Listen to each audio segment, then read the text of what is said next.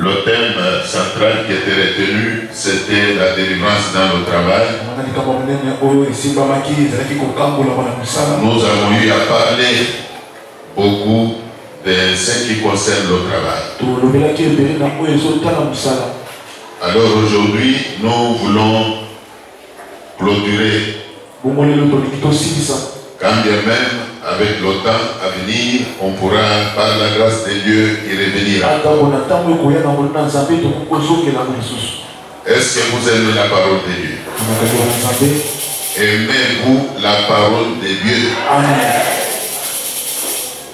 Alors si vous l'aimez, il faut y prêter attention. Quand on vient au culte, on peut chanter, on peut danser, on peut faire tout ce qu'on peut faire, là, louer Dieu, et même prier. Mais il faut nécessairement que la parole de Dieu soit prêchée. C'est ce qui va donner la couleur, même le bon goût au culte. Alors je disais qu'aujourd'hui nous tenons à clôturer ce séminaire. Je me fais le devoir de faire ce que je peux appeler la récapitulation, pour permettre parfois à ceux qui n'avaient pas bien saisi le message de pouvoir le saisir. Permettre même à ceux qui étaient absents, qui n'étaient pas avec nous, de pouvoir retenir l'essentiel. Alors, comme vous venez de l'entendre, je crois que nous avions parlé de la nécessité du travail. La Bible dit que celui qui cultive son champ et rassasié de pain. Comme pour dire que celui qui travaille ne manque pas la nourriture. Pour avoir la nourriture, il faut travailler. C'est ça le plan de Dieu. C'est ça la vision même de Dieu. Pour avoir du pain, il faut travailler de ses propres mains pour pouvoir manger. Même l'apôtre Paul, quand il est venu à son tour, il a dit que si quelqu'un ne veut plus travailler, il ne mange pas non plus. Alors vous comprendrez que pour avoir à manger, Dieu veut que tu travailles. Dieu veut que tu travailles. Que tu aies quand même quelque chose que tu fais comme activité. La Bible dit que le travail procure l'abondance. Le travail façonne même la vie de l'homme. Alors il faut aimer le travail. C'est la... Dieu veut que tu travailles. Dieu veut que tu travailles. Que tu aies quand même quelque chose que tu fais comme activité. La Bible dit que le travail procure l'abondance. Le travail façonne même la vie de l'homme. Alors il faut aimer le travail. C'est la volonté de Dieu. Nous ne voulons pas former une église de paresseux. Nous ne voulons pas non plus avoir une église de fainéants. Mais nous voulons au contraire que chaque membre de notre église ait une activité. Peu importe son sexe, peu importe son âge, tu dois avoir une activité.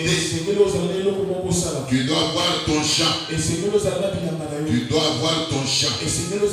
Ici, il faut comprendre le champ comme étant une activité lucrative. Il faut comprendre ici le champ comme étant un travail. Alors nous voulons dire que chaque membre de l'église doit avoir un travail. Il faut aimer le travail.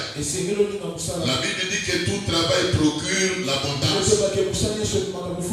Alors il faut aimer le travail. Que vous soyez femme ou homme, jeune ou vieux, tu dois avoir ton travail. Tu dois aimer le travail. Savoir que le travail procure l'abondance. Le travail engendre l'indépendance. Celui qui travaille n'a pas non plus besoin de dépendre de qui que ce soit. Mais il va dépendre de lui-même. Quand il sera capable de résoudre ses propres problèmes. Amen. Il faut travailler. Il faut aimer le travail. Celui qui travaille a la possibilité de résoudre ses problèmes par ses propres moyens. Non seulement il est capable de résoudre ses propres problèmes, mais il sera aussi capable de résoudre les problèmes de ceux de son entourage. Alors s'accomplira la parole qui dit ceci: un enfant de Dieu n'empruntera pas, mais il prêtera. Bon, pourquoi beaucoup de gens empruntent? Beaucoup recourent aux emprunts puisqu'ils ne veulent pas travailler. Alors nous disons ici qu'il faut travailler de tes propres mains pour avoir du pain. Tu dois travailler pour avoir du pain à donner à tes enfants, pour avoir du pain à croquer toi-même. Tu dois travailler. Tu dois travailler. Tu peux relayer ce message-là en disant à ton voisin, à ta voisine, qu'il faut travailler. Il faut travailler. Dis-le lui maintenant. Il faut travailler. Dis-le lui à votre voix. Il faut travailler.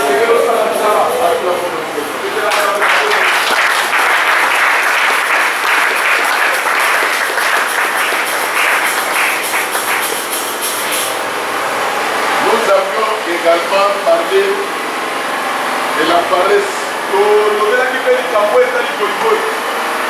La paresse plonge dans la misère.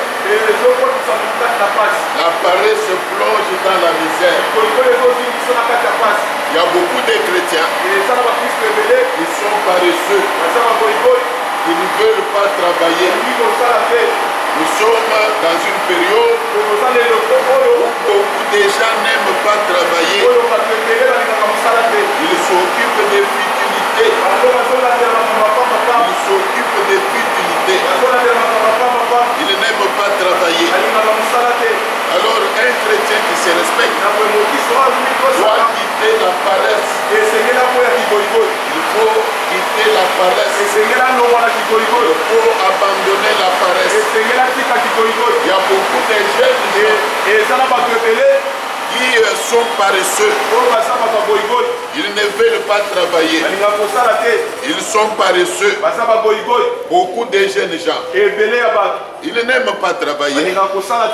Alors vous les trouvez s'occuper des futilités. Mais quand il est midi, ils ont faim. Il cherche à manger alors qu'il n'a rien fait qui puisse lui procurer la nourriture.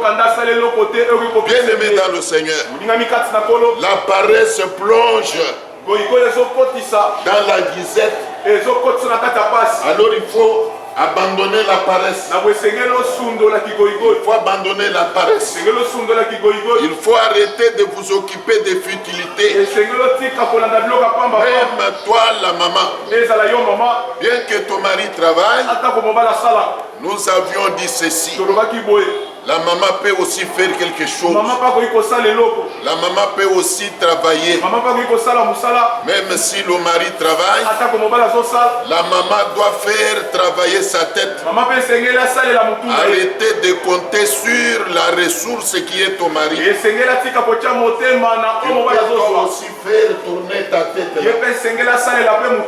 Puisque Dieu t'a doté de toute la capacité qu'il faut pour que tu deviennes toi-même une ressource financière pour ta famille. La maman peut devenir aussi une ressource financière pour la famille. Nous ne sommes pas même au village. Même au village, les mamans s'occupent des champs. Les mamans ramassent le bois de chauffage. Il y a les mamans qui font le commerce. Combien plus ici en ville? La maman qui est dans la ville doit savoir qu'il faut travailler. On dit généralement que l'union fait la force. Quand le papa travaille, la maman aussi travaille. Il forme une union. Ce que rapporte papa avec ce que rapporte la maman, ça fait la force. Le foyer ne souffrira de rien. Bien au contraire, le foyer aura toute la possibilité de résoudre ces problèmes. Pour que tu te réveilles, pour commencer à faire quelque chose. Alors nous disons que pendant même que le mari travaille, pendant qu'il est vivant, pendant que le mari est vivant, pendant que le mari travaille, il vaut mieux que la maman s'habitue déjà à chercher l'argent. Nous disons qu'il faut chercher l'argent. La maman, habitue-toi à chercher l'argent. Habitue-toi à chercher l'argent. Ça va te permettre même de relever. Quand il pourra arriver que le mari meure, ou même quand il va arriver que le mari devienne invalide. Nous voyons parfois dans certaines familles, après la mort du mari, la misère s'ensuit. Les enfants qui mangeaient bien ne savent plus manger encore bien. Les enfants qui étudiaient sans difficulté commencent à éprouver beaucoup de difficultés. Quelques-uns qui arrêtent même les études puisqu'ils sont devenus orphelins de père. Même si le mari avait laissé la bourgeoisie, la richesse, mais comme la maman n'est pas habituée à gérer les choses, alors elle ne saura pas gérer la richesse que le mari a laissée, puisque sa tête ne tournait pas depuis toujours. Je connais une maman dont le mari travaillait quelque part et le mari était aussi dans le commerce. Il avait des station de service, mais quand le mari est mort, puisque la maman gérait déjà ces stations-là du vivant de son mari, la maman travaillait déjà. Elle faisait travailler sa tête. Bien aimé dans le Seigneur, je peux vous confirmer que après la mort de ce papa-là, la maman a bien géré la richesse que le mari avait laissée. Les enfants ont bien étudié. Ils n'ont pas connu de difficultés. Dernièrement ici, je suis passé par là. J'ai trouvé que les enfants qui avaient déjà terminé les études étaient revenus là. Quelques-uns d'entre eux étaient venus voler au secours de leur maman dans la gestion des biens que leur papa avait laissés. Voyez que la maman a tenu tête puisqu'elle était déjà habituée à faire travailler sa tête. Alors nous disons que c'est vrai que la maman est appelée à s'occuper du ménage, Nous ne refusons pas. Mais nous voulons seulement que la maman doit se réveiller. La maman peut aussi créer une activité. La maman doit avoir une tête qui tourne, une tête qui fonctionne pour pouvoir épauler le papa. Est-ce que quelqu'un est en train de nous suivre? Amen. Acclamons le Seigneur.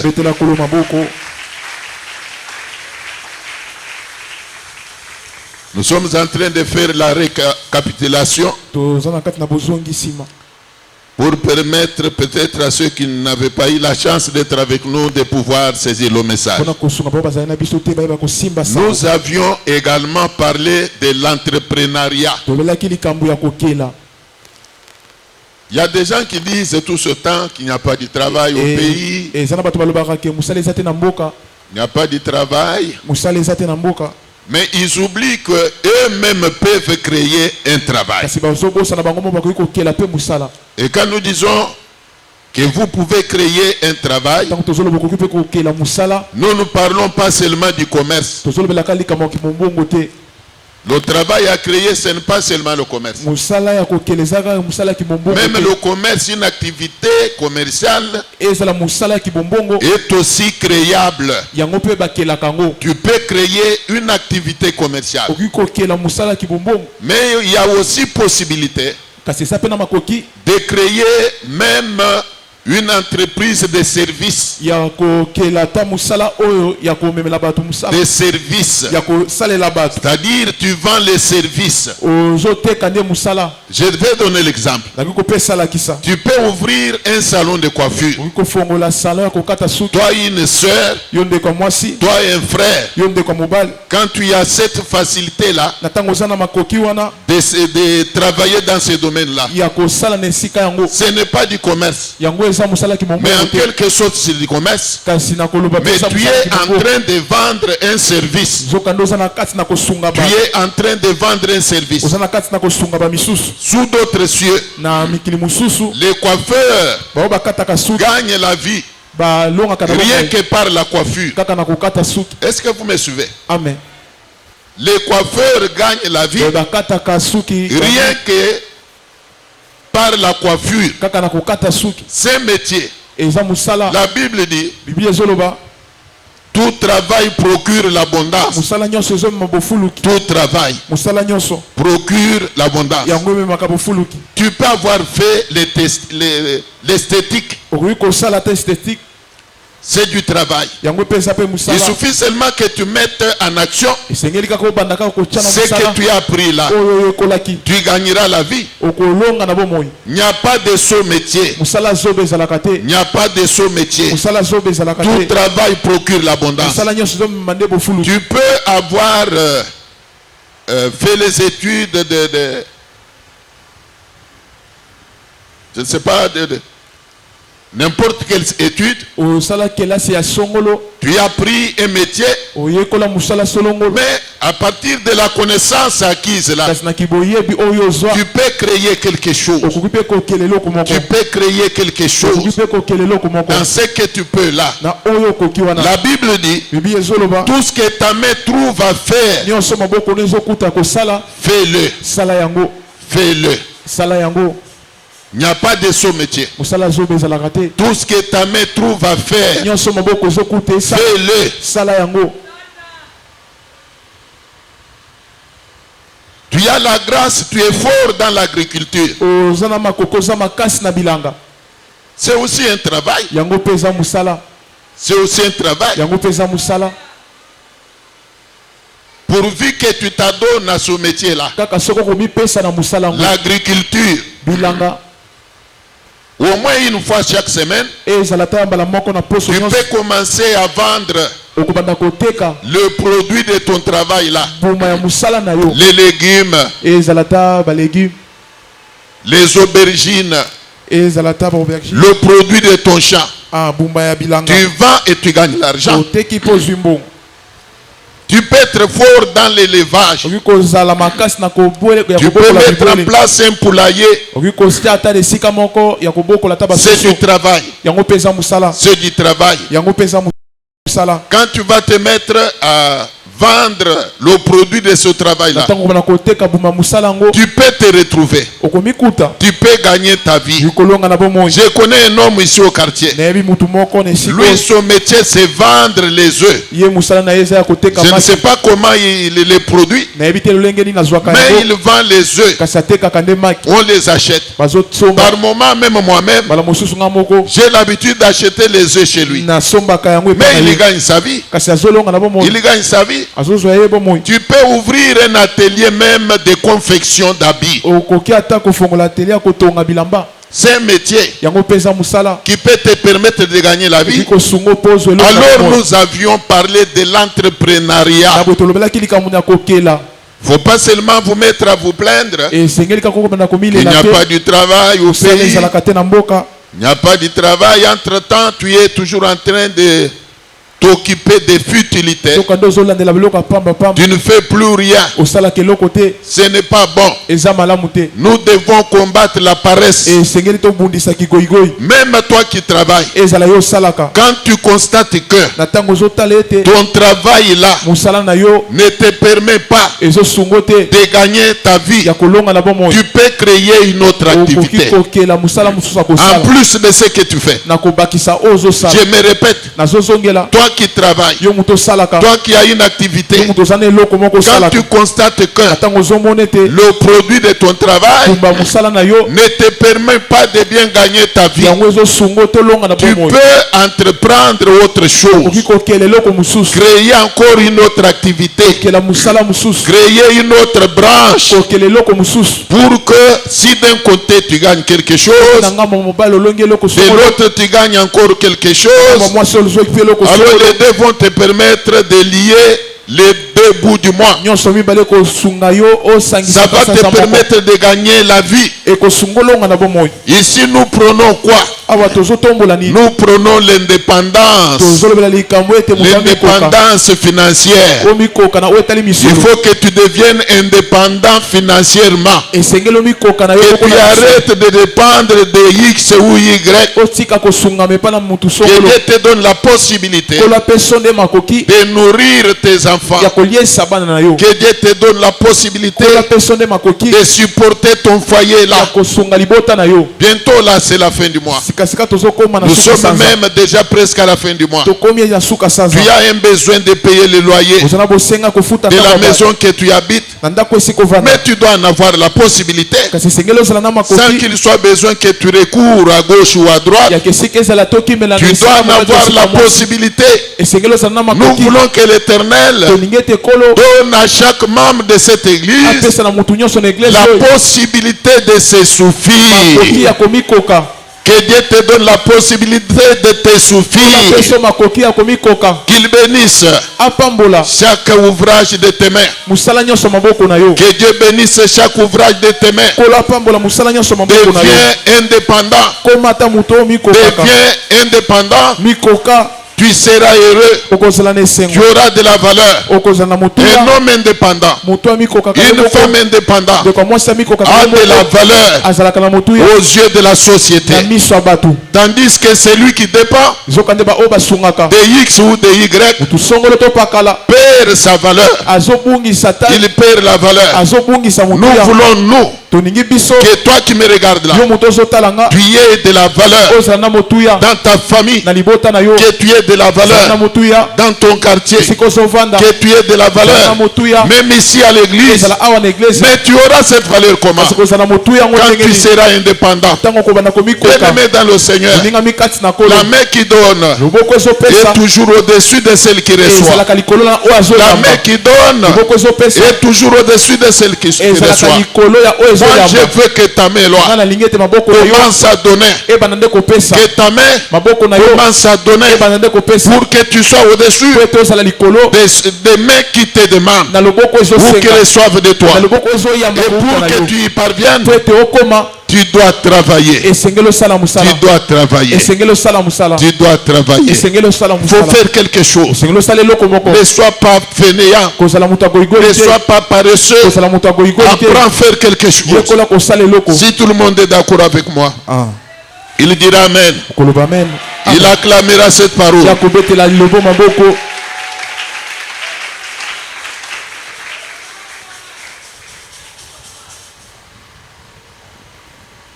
Même en termes de pays,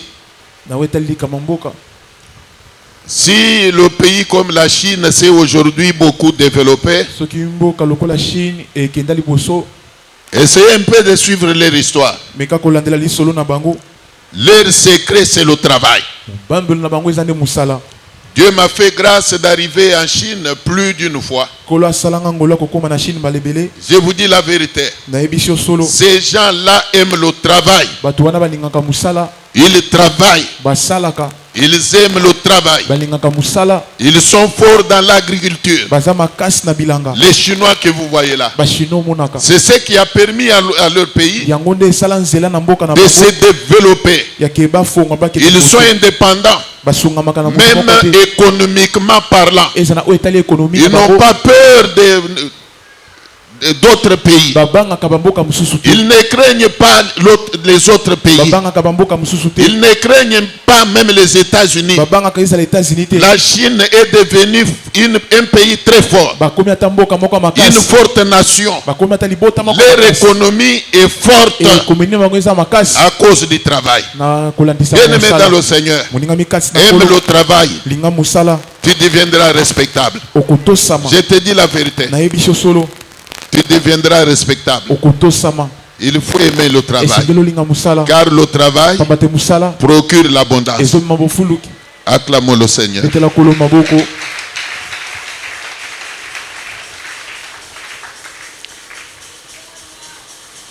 Nous avions également enseigné à l'église qu'il faut associer Dieu. Il faut associer Dieu dans ses entreprises. Dieu lui-même a dit ceci: sans moi, vous ne pouvez rien faire. Alors il faut que tu comprennes que en ta qualité d'enfant de Dieu, sans Dieu, tu ne peux pas aller de l'avant. Tu ne peux pas prospérer. Tu verras ceux de ton entourage prospérer, aller plus loin. Et toi, tu vas toujours tourner en rond. Pendant autant d'années, tu tourneras toujours en rond. Même ceux qui se lèveront après toi monteront. Ils vont aller loin avec leur Dieu. Pourquoi? Puisque leur secret, ils composent avec Dieu. Ils composent avec Dieu. Ils associent Dieu dans tout ce qu'ils font. Mais comme toi, tu n'associes pas Dieu, tu trouves que associer Dieu est moins important. Alors il y a difficulté que l'Éternel mette sa main sur toi. Il y a difficulté que l'Éternel s'implique dans tes entreprises. Bien-aimé dans le Seigneur, nous avions lu Josué chapitre 1, verset 8. J'aime bien qu'on lise ça. Est-ce que vous y êtes? Amen. Est-ce que vous y êtes? Amen. Josué 1, 8 et 9 même. Que ce livre de la loi ne s'éloigne point de ta bouche. Médite-le jour et nuit pour agir fidèlement selon tout ce qui est écrit. Car c'est alors que tu auras du succès dans tes entreprises. C'est alors que tu réussiras. Amen. Comme vous venez de l'entendre, la Bible parle du succès dans ces entreprises. Il y a beaucoup de gens qui travaillent. Oui, ils travaillent, mais ils n'ont pas du succès dans leur travail. Ils ne prospèrent pas. Ils sont seulement reconnus pour des travailleurs, mais leur travail ne leur profite pas. Ils ne jouissent pas même du fruit de leur travail. Vous les trouvez malheureux. Quand bien même ils ont le statut de travailleurs, vous les trouvez toujours malheureux. Pourquoi? Puisque dans ce qu'ils font là, il n'y a pas de succès. Nous voulons que chaque fils et fille de la Sekamonga ait du succès dans son travail. Est-ce qu'il y a des gens qui aiment le succès? Y a-t-il des gens qui aiment du succès? Nous voulons que chaque enfant de la Sekamonga devienne prospère. Qu'il devienne prospère.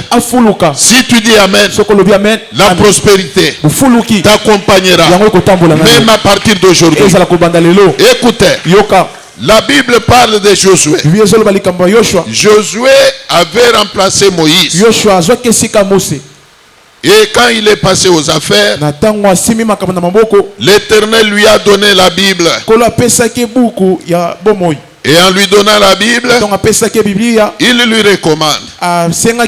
Il dit que ce livre de la loi ne s'éloigne point de ta bouche. Médite-le jour et nuit pour agir fidèlement selon tout ce qui est écrit. C'est alors que tu auras du succès dans tes entreprises. C'est alors que tu réussiras. Bien-aimé dans le Seigneur, le succès dans ces entreprises a un prix qu'il faut payer. Bien-aimé dans le Seigneur, nous devons savoir que le succès a un prix à payer. Alors pour avoir du succès dans ces entreprises, il faut obéir à la parole de Dieu.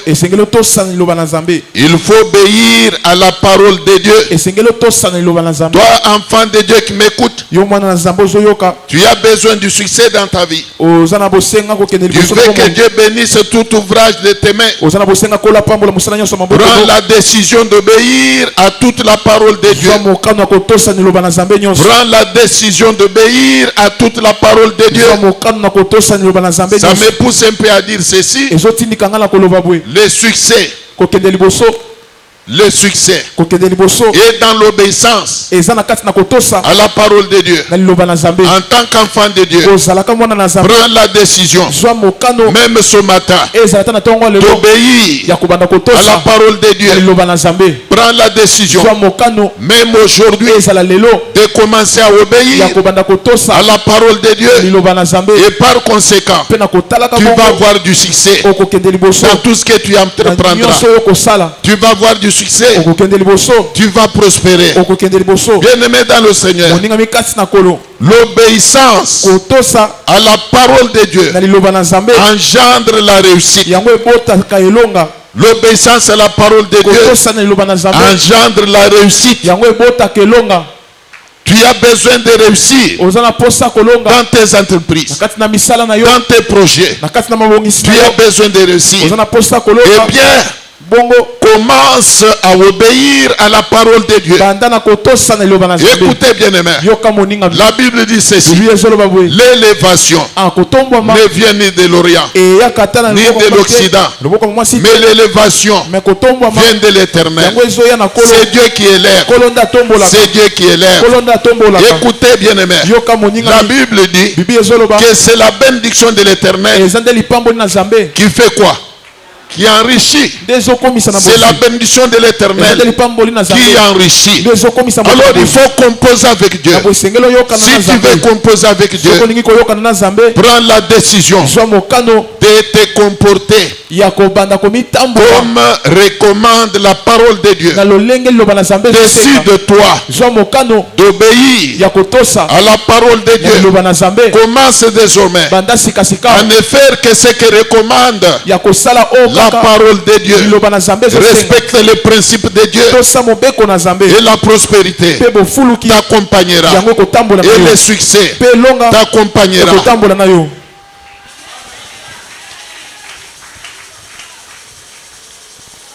Que Dieu vous bénisse. Nous ne sommes qu'en train de faire la récapitulation. Alors nous avions essayé de pénétrer la parole de Dieu. Il y a beaucoup de choses que recommande la Bible. Mais nous avions relevé quelques petits points là. Quand tu commences une activité, il faut savoir que Dieu a ses principes. Le premier d'entre ces principes-là, c'est la prémisse. Tu commences un travail, tu commences une activité. Si tu veux composer avec Dieu, tu dois penser à la prémisse. C'est la première des choses. Tu dois penser à la prémisse. Pour les salariés, la prémisse, c'est le premier salaire. Tout le premier salaire revient à l'Éternel. Tout le premier salaire. Il n'y a pas à prélever la dîme dans le premier salaire. Il n'y a pas à prélever la dîme dans le premier salaire. Dans le premier salaire, l'entièreté constitue la prémisse. C'est le premier fruit de ton champ. Tu prends ton premier salaire dans son entièreté. Tu viens avec ça dans la maison de Dieu auprès du sacrificateur qui est alors en fonction. Et tu vas prendre la parole pour lui dire plus coupable que nous. Est-ce qu'il y a des gens qui me suivent? Amen. Tout ce que nous sommes, nous le sommes par la grâce de Dieu. Nous le sommes par la grâce de Dieu. Moi j'ai toujours dit, même aux femmes mariées, tu n'es pas beaucoup plus importante que les femmes célibataires. Tu n'es pas beaucoup plus belle que les femmes célibataires. Parfois, il y en a qui sont au célibat, qui sont plus belles que toi. Alors si tu es marié, c'est une grâce. C'est une grâce. J'ai pas mal parlé. Et j'ai mal parlé. Tout ce que nous sommes, c'est par la grâce de Dieu. Même toi qui as du travail, si aujourd'hui tu travailles, ce n'est pas que tu es plus intelligent que ceux qui sont au chômage. Parmi les chômeurs, il y en a qui sont plus intelligents que toi. Mais si tu travailles, tu as été embauché, c'est une grâce. C'est une grâce. Écoutez, même toi qui as de l'argent là, ce n'est pas que tu es plus intelligent que ceux qui n'ont pas de l'argent. Tu as la facilité de manipuler les billets de banque. Tu ne dépasses pas ceux qui sont dans la pauvreté. Sache que c'est une grâce. Car la Bible dit que l'Éternel fait grâce à qui il veut. Il a plu à l'Éternel de te faire cette grâce-là. Même toi qui ne manques jamais la nourriture. Il y a des gens qui ne manquent jamais la nourriture. Chaque jour, ils ont la nourriture à manger. Alors sache ceci, c'est une grâce. C'est une grâce. Ce n'est pas que tu es plus important, plus sage, plus intelligent que ceux-là qui manque la nourriture. C'est une grâce. Alors je donne raison à l'apôtre Paul qui, s'adressant aux Romains, dit que c'est de lui, par lui et pour lui que sont toutes choses. Écoutez d'abord cette phrase là. Il dit que c'est de lui, lui qui, l'Éternel Dieu, lui qui, le Seigneur Jésus, il dit c'est de lui et par lui, comme pour dire par sa miséricorde, par sa grâce, par son amour, que sont toutes choses. Tout ce que tu as là, Dieu te l'a donné par sa miséricorde. Par sa miséricorde. Aujourd'hui là, tu as un peu de moyens. Par sa miséricorde, tu as maintenant la stabilité de la vie. Par la miséricorde de Dieu, tu as où poser ta tête. Par la grâce de Dieu, tu as le pain quotidien. Tu commences à toucher l'argent. Écoute ce que dit la Bible. Le même verset va chuter par dire que non seulement c'est par lui, par son canal, de lui, mais aussi c'est pour lui que sont toutes choses. Toutes choses sont pour notre Dieu. L'argent est pour l'éternel. Les biens du monde sont pour l'éternel. Tout ce que tu as est pour l'éternel. Voilà pourquoi la Bible dit: honore l'éternel avec tes biens. Honore l'éternel avec tes biens. Les biens dont on parle là, ce ne sont pas les biens à venir. La Bible dit: l'homme ne donne que ce qu'il a. L'homme ne donne que ce qu'il a. Alors la Bible dit aussi quelque part: si vous n'êtes pas fidèle dans des petites choses, vous n'êtes pas fidèle. Qui vous donnera des grandes? Je vais dire quoi? À partir du peu que vous avez là, apprenez à honorer l'éternel avec le paix que vous avez. Avec le paix que vous avez. C'est ainsi que vous pouvez voir quelqu'un venir acheter même les ampoules qui nous éclairent ici sur la table. Même le micro que nous avons. Vous pouvez trouver quelqu'un acheter même une guitare pour l'église. Vous pouvez voir quelqu'un acheter quelque chose qui manque à l'église. Ce n'est pas de l'orgueil, mais c'est une personne qui a déjà compris que tout ce qu'il a là vient de Dieu et c'est pour Dieu. Il faut que l'Éternel tire profit de ce que tu as. Et quand il verra que ce qu'il te donne lui profite, il va continuer à te bénir. Il va continuer à te bénir. Mais par contre, la Bible dit: celui qui épargne à l'excès ne fait que s'appauvrir. Un tel cœur. Voilà pourquoi la Bible pose une question quelque part: à quoi sert l'argent entre les mains de qui? À quoi sert l'argent entre les mains d'un insensé? Là, c'est la question que Dieu pose, même aux anges du ciel. À quoi sert l'argent entre les mains de quelqu'un qui ne pense jamais à Dieu? À chaque fois qu'il trouve un peu d'argent là, il ne pense qu'à son propre ventre. Il ne pense jamais à Dieu. Il n'a jamais acheté même un fanta, même à un chantre comme il chante là. Comme les enfants se sont bien habillés aujourd'hui, comme je disais.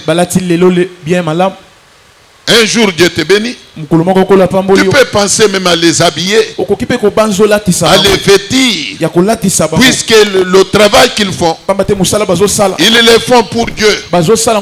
Ils le font pour l'éternel.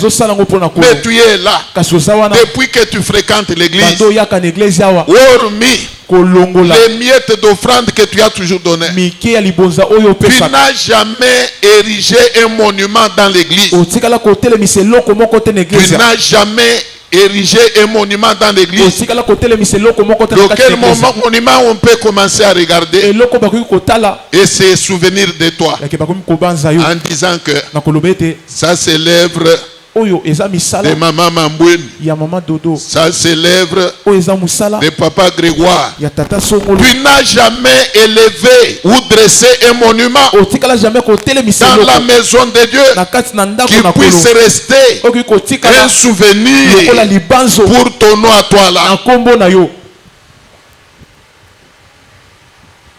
Alors nous voulons dire ceci: il faut savoir associer Dieu. Il faut que Dieu se retrouve dans ce que tu fais. Amen. Amen. Avant de chuter, le thème central, c'est la délivrance dans le travail. Mais pourquoi la délivrance? Là, je recours à Luc 13, 16. Là où la Bible parle de cette femme qui était possédée d'un esprit qui la rendait infirme. Quand Jésus a voulu parler d'elle, il dit ceci. Cette femme qui est une fille d'Abraham, mais que Satan tenait liée depuis 18 ans. Une fille d'Abraham liée par le diable depuis 18 ans. Nous voulons dire quoi? En ce qui concerne le travail, il y a des gens que le diable lie depuis même leur naissance. Ils sont liés. C'est pourquoi ils n'ont pas souci même de leur vie. Ils ne cherchent pas même le travail. En dépit des conseils qu'on peut leur donner, eux-mêmes ne prennent pas conscience qu'il faut chercher du travail.